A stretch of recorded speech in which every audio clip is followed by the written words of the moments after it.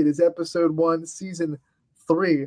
We've been renewed, and we feel so blessed. Gary Althiser, Wrestling Wednesdays continues with big old Gary down there in Wellsville. Gary, how we doing, buddy? I'm doing Can you great. hear us? I can't believe it's already Oh, time okay. for wrestling season, and we're in the swing of things. And I'm glad to be back for season 3 of Wrestling Wednesday. Yeah, season 3, we got renewed for a new season.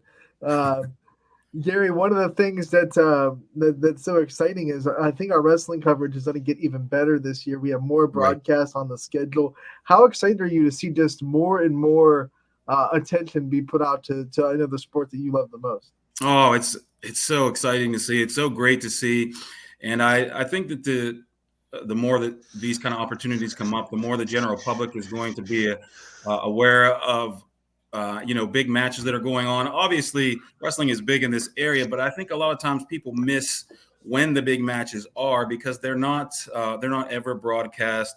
They're not streamed, anything like that. I think this is great. I think that will really get the ball rolling, and I think that everybody will be surprised at the interest it gets.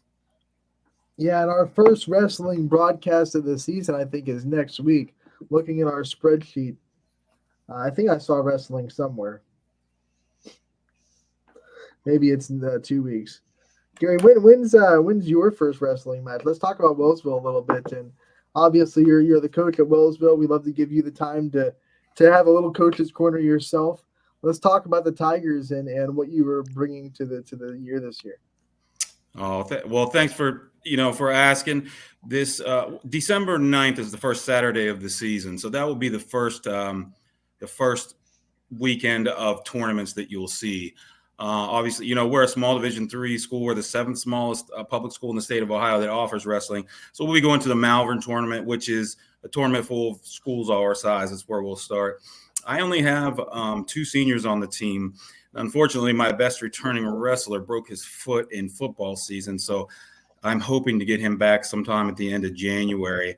But the bright side is I do have a big roster. I have 17 names down right now, and if they hold, if they all, come through and get their alpha, which is tonight. If you get your alpha, your hydration test, you are officially on the roster. That will be the biggest roster that I've ever had.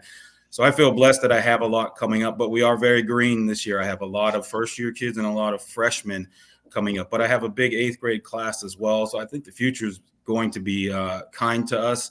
We're just going to have to take our lumps to get our experience in here in the next year or two, but the kids are putting in great effort. They all have great attitudes, and I still have a lot of guys with me to coach that I really trust. So I'm excited to see, what happens. This is year 9 for me. And I never thought I'd be a head coach to start with, let alone almost a decade in. I found it. Our first wrestling broadcast is a week from tomorrow. I was thinking a week from today. That's why I was thrown off. But Thursday, December 7th, Chris Colucci going to be in South Range for a dual meet between Southeast and South Range. So that'll be our first wrestling broadcast of the season, Thursday, December 7th. That's why we brought Gary on this week to preview the whole wrestling season. But we're talking about Wellsville first because he is obviously the coach over at Wellsville. Gary, one of the other things we always talk about for our coaches' corners, especially season previews, the schedule. Obviously, that EOAC is going to give you a lot of dual meets, but you also have tournaments that you're going to be in. Talk about the schedule this year and what things pop up for Wellsville and what you're excited about it. Something different now is that the state of Ohio, they used to require that you had a certain amount of dual meets on your schedule. So the way it works in wrestling is every event that you go to as a high school team has a number of points assigned to it. You get 20 points throughout the season. And what it used to be was 4 of those points had to be dedicated to duels in whatever fashion, whether it was just a duel, a try, a quad, something like that. They had to delegate 4 points towards that. Of course, you could use more, but they wanted schools to get more into the one-on-one kind of atmosphere. Well, they did away with that. So now you can use all 20 points however you want, and you can use them all for tournaments if you want. So personally for us, because I have such a green team, a team that, needs the time on the mat, we're going to a lot more tournaments this season to get the mat time that we need, to catch up for some of the inexperience that we have. I think this is a great move for the OHSAA. I understand what they were trying to do to build rivalries. I mean, rivalries build excitement, excitement builds numbers, and numbers build programs. But at the same time, if you're forcing schools who maybe wrestling is new to them or they're in rebuild mode and there's a new coach coming in and getting kids to come out, sometimes it isn't easy. Sometimes it takes some time. And I don't think people understand. We've talked about this several times on here over the last few years. It is very hard to fill 14 weight classes in to get kids out, to get 14 kids out. It's not always easy, especially if you're a small school. And then to have them all weigh different is also very challenging. I think I have 5 kids that weigh within 2 pounds of each other right now on my team. Now, if you're a bigger school, if you're a Division I school, you've probably got 35, 40 kids on your team. You can fill out, a full team. If you're a school like my size, where I've got 50 boys and girls per grade in the school, and then I've got to compete with a very good basketball program, probably one of the best bowling programs in the area, it's tough to do. So I understand what the state was trying to do, but given the freedom for coaches to determine what's best for them, I think is the way to go. So we'll be going to a lot of tournaments this year. It's funny that you bring up trying to build rivalries, because one of the things I noticed last year, and last year we did a great job of bringing a lot of wrestlers on, and I think we asked most of them about rivalries, and not one of them said a specific team. It was more one wrestler, this guy on this team. And those get built through the tournaments. Like, you can still meet up a wrestler that is on one of your rival teams, and you build those individual rivals. And I think that's what makes wrestling really good. Is it's more of a, this guy one-on-one is my rival. I don't get geared up just because he's on this team. I get geared up because he's just been my rival throughout my whole high school career. So I think that's how you build rivalries in wrestling, and it's a unique sport in that way. That's exactly right. That's a great point. When the fans come to a match, it's usually because they want to see 2 kids go at it with each other. It's almost always you've got this state ranked guy, this state ranked guy, this state placer, that state placer, this state champ, whatever. Not that there aren't schools that don't have rivalries. Of course there are. I mean, but those are usually just the best schools in the state. Where that comes in. It's definitely more, it is an individual sport as far as getting out on the mat.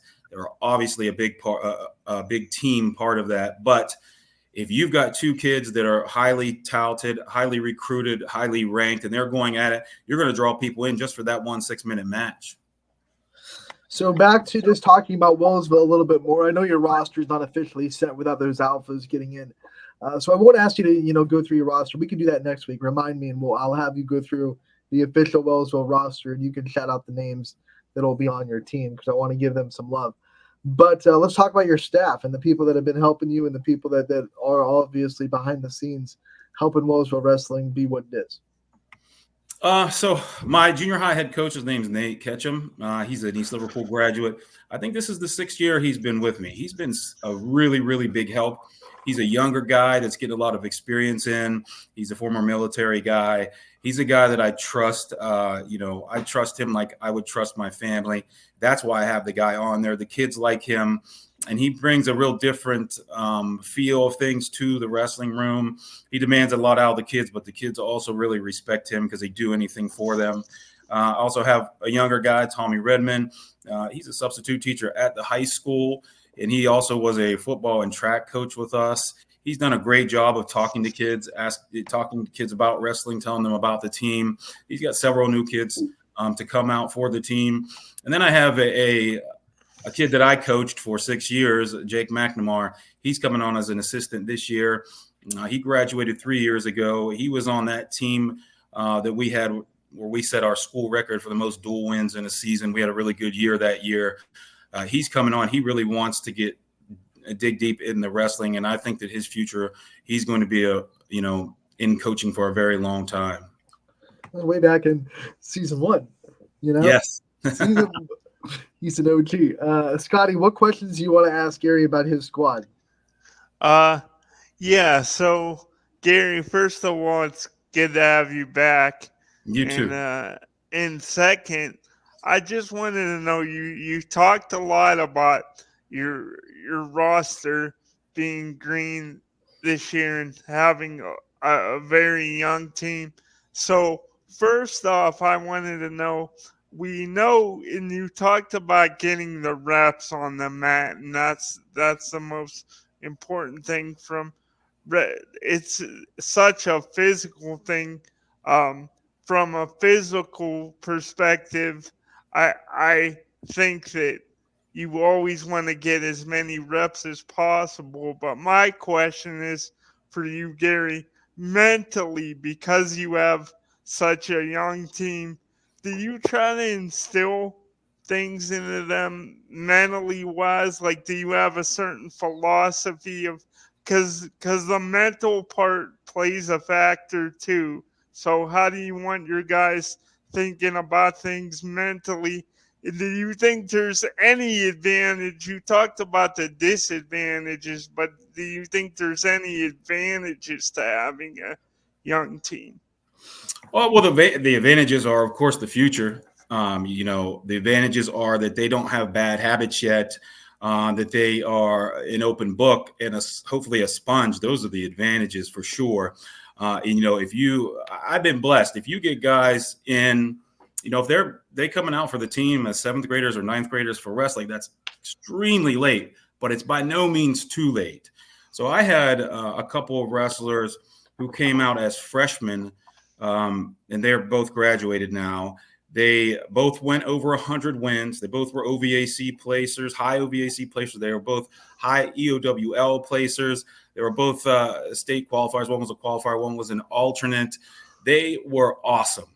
So it's not too late. And like I said, the good thing is you get them in, you can teach them the right way at a later age, as freshmen, as the 14 years old, 15 years old, where they should be picking things up quicker. And if they want to learn at that age and they want to put in the effort, they'll get results. And that's what those two did. Jason Tice and Caden Weekly are the two that I'm talking about, two of the foundational guys I had on two of my best teams, that I had as I've coached.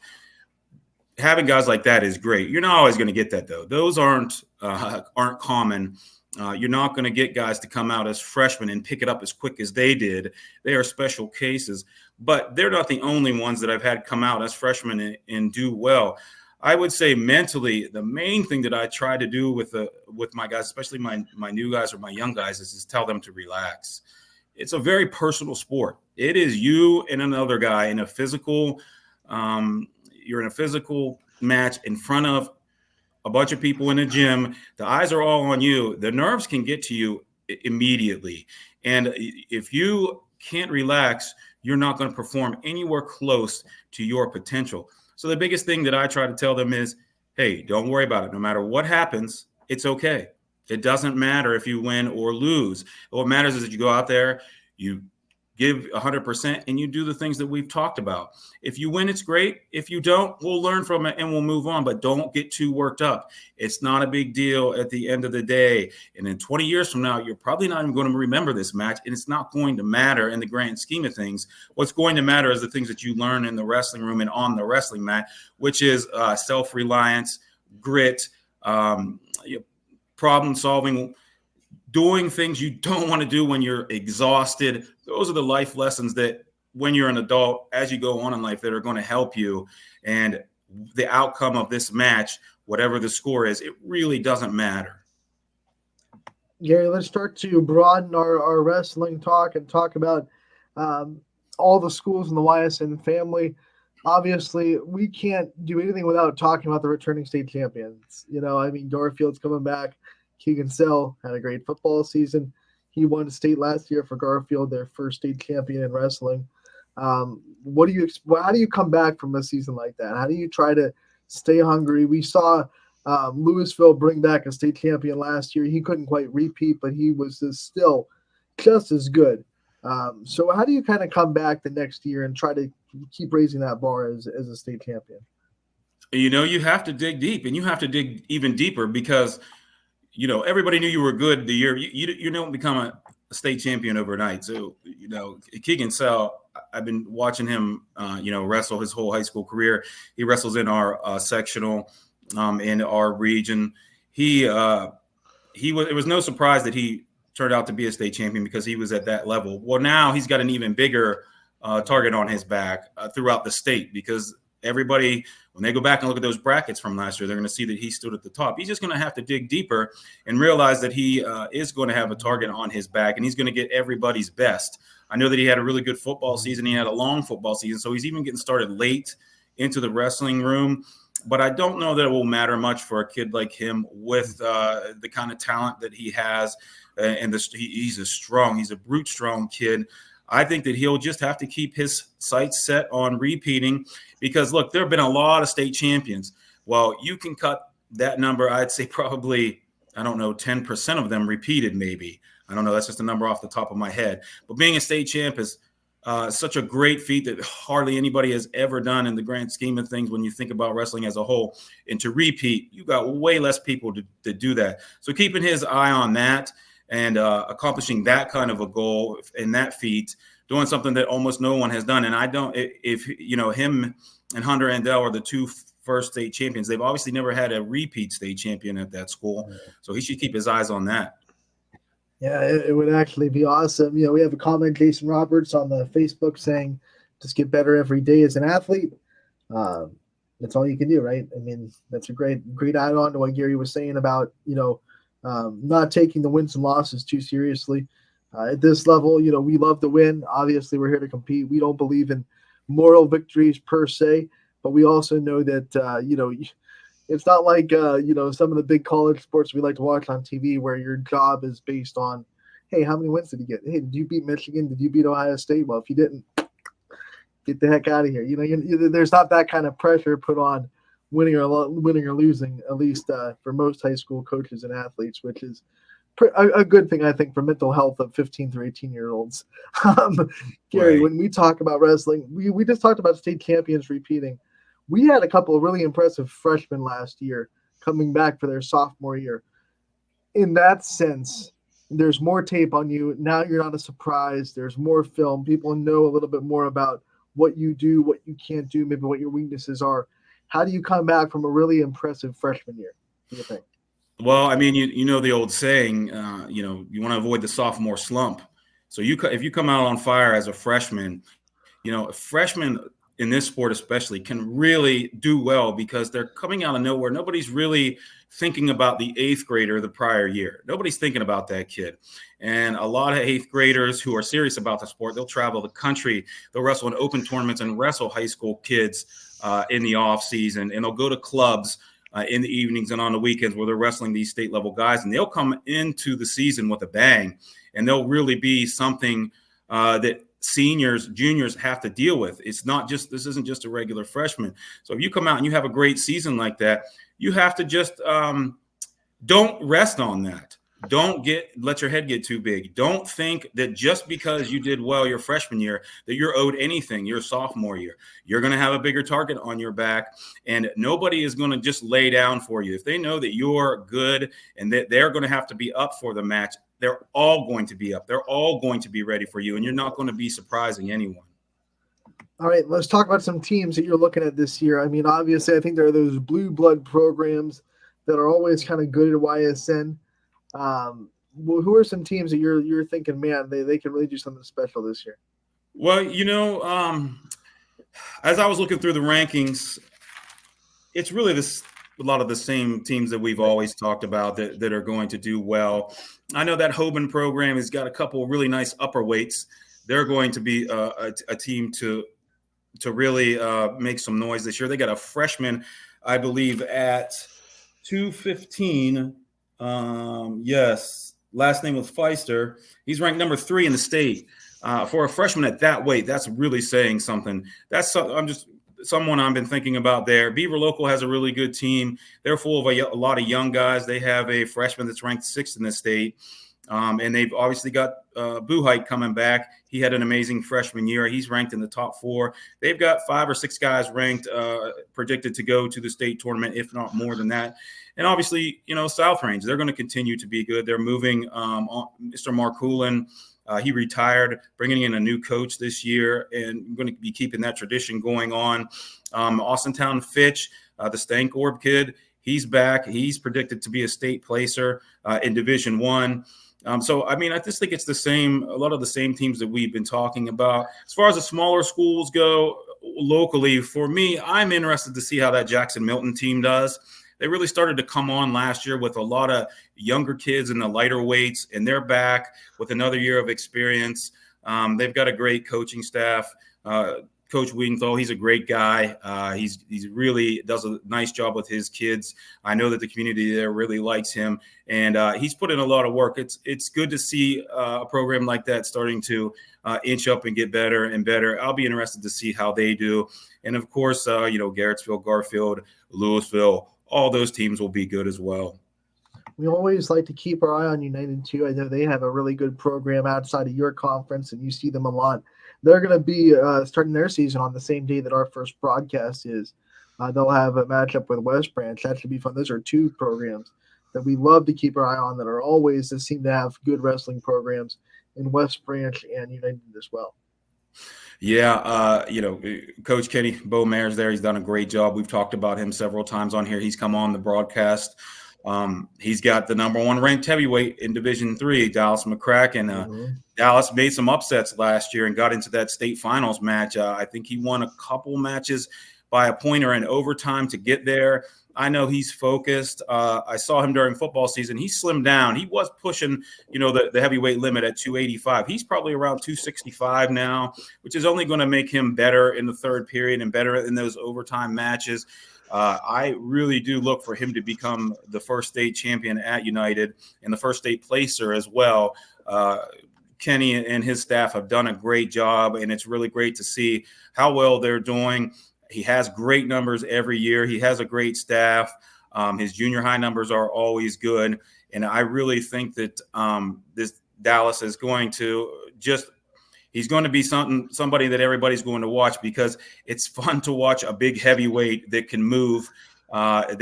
When you get a heavyweight that is big, he's athletic and strong, everybody wants to watch and see how he does. So he'll be one for I think that YSN will want to do some coverage on this year.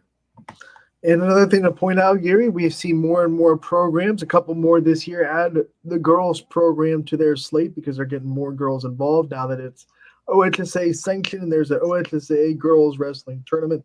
We're seeing more programs add girls wrestling to the fold. Talk about that growth and how happy you are to see that just 2 years into it being a OHSA sanctioned, sport. Well, the state of high school sports, it's different than it used to be. You're seeing some small school basketball teams not being able to play 4 quarters of JV ball because they don't have enough bodies to go around, boys and girls. It's happening. And wrestling's not immune to that.